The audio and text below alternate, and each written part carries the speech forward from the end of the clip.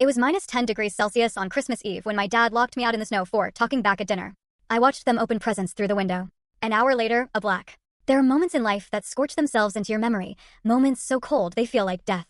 For me, it was a Christmas Eve when I was 15, standing barefoot in the brutal -10 degree snow, because my own father had just thrown me out like garbage. The weatherman had warned everyone to stay inside that night. It was the kind of cold that burns your lungs with every breath, makes your fingers go numb in minutes, the kind of cold that kills. I was wearing nothing but jeans, a thin sweater, and socks. No coat, no shoes, no hat, no gloves. My father, Raymond, had shoved me out the back door so hard I'd stumbled down the steps and landed on my knees in the snow.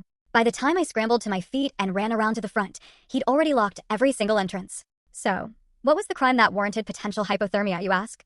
I dared to correct him at Christmas Eve dinner.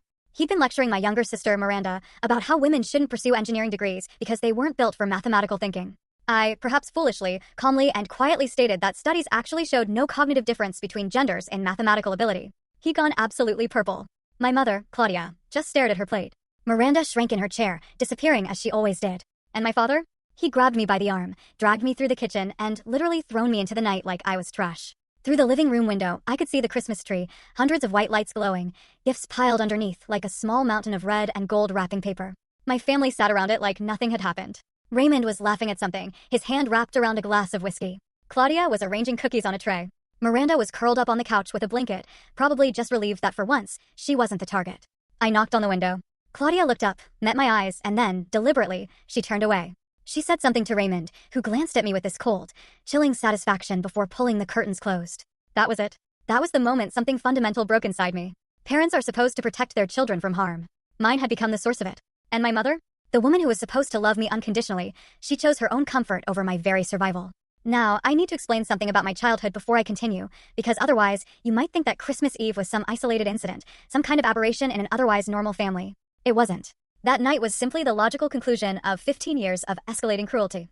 Raymond had always been a difficult man, volatile, controlling, obsessed with respect and obedience. When I was very young, maybe 4 or 5, I remember thinking all fathers were like him. The explosive anger over minor infractions, the long silences that felt like storms gathering on the horizon, the way everyone in the house learned to read his moods and adjust their behavior accordingly. Claudia had perfected the art of appeasement, always smoothing things over, always making excuses, always finding ways to blame everyone except her husband for his outbursts. Your father works very hard, she would tell Miranda and me whenever we complained. He has a lot of stress. We need to be understanding. Understanding meant never disagreeing with him. It meant laughing at his jokes, even when they were cruel. It meant accepting his criticism as gospel truth. Full story on channel. Link below. Click now to watch what happened next.